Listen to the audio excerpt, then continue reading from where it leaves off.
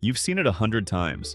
The downtown parking garage that charges $30 a day and sits half empty, floor after floor of bare concrete. Your instinct says, what a badly run business. Drop the price, fill the floors, make more money.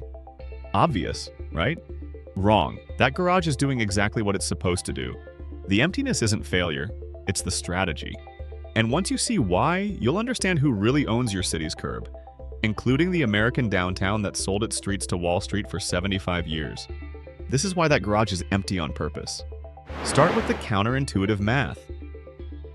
Parking demand is what economists call inelastic. Raise prices 10% and you lose only about 3% of the cars. Drivers park where they park. The meeting is in that building. So when a garage raises prices, most people grumble and pay. Now run a garage. Option 1, 90% full at $10. Option 2, 40% full at $30. Do the multiplication. $9 per space versus 12. The emptier garage wins. Every empty floor you sneer at is the residue of a price that was set correctly. Want proof from the real world? San Francisco ran the experiment in reverse. It cut garage prices about 12%, and occupancy went up so much that revenue rose by nearly $2 million a year, which tells you the old prices were deliberately above the fill the garage point. One city study found garages averaging 29% full.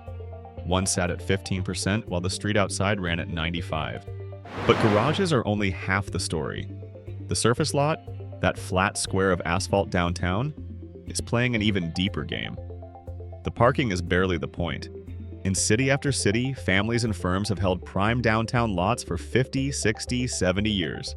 Not building, just waiting. Why? Because America's property tax has a glitch. It taxes what you build and barely touches the land underneath.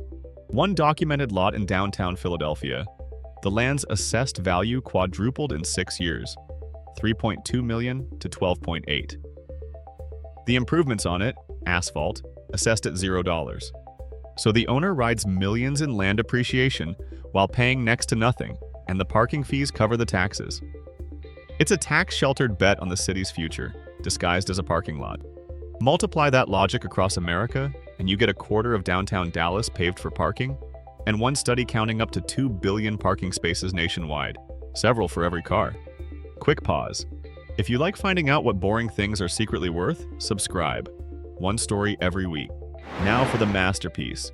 The deal that proved parking is a Wall Street asset class. Chicago. 2008, the city needs cash, so it leases all 36,000 parking meters, every metered space on every street, to a Morgan Stanley-led consortium, with Abu Dhabi's sovereign wealth fund along for the ride, for 75 years. The price, $1.157 billion, approved by the city council in days. The city's own inspector general later concluded Chicago was underpaid by at least $974 million. How bad was it really? By 2023, the investors had recouped their entire purchase price, plus $500 million in profit, with roughly 60 years still left on the lease.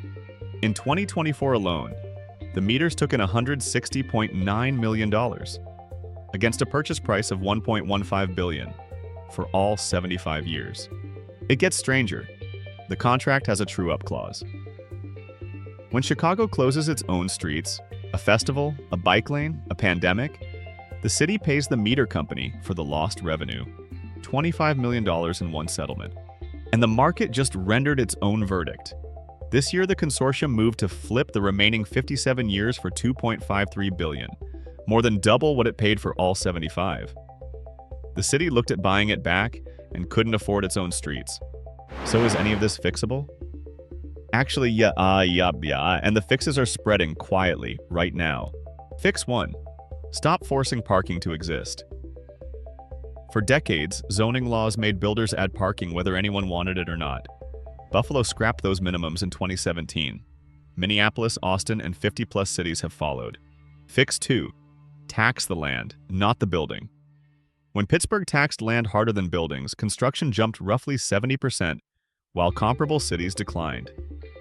Tax the waiting game, and the waiting game ends. The empty lot's whole business model is the tax glitch. Close the glitch, and suddenly the most profitable thing to do with downtown land is build something on it. Here's the lesson to keep. When you see something valuable sitting deliberately idle, an empty garage, a vacant lot, a leased-out curb, don't assume incompetence. Ask instead, what set of prices, taxes, and contracts made this the most profitable use? Somebody did that math, usually somebody patient with very good lawyers. The concrete isn't confused, the incentives aren't broken, they're working perfectly, just not for you. A garage that earns more empty. A lot that's really a land option. And a city that sold 75 years of its own streets for a third of what Wall Street thinks they're worth. Empty on purpose, because in the parking business, the cars were never the product. Look up who owns the biggest parking lot in your downtown. City records are public, and tell me in the comments. I guarantee some of you find a 50-year family land bank.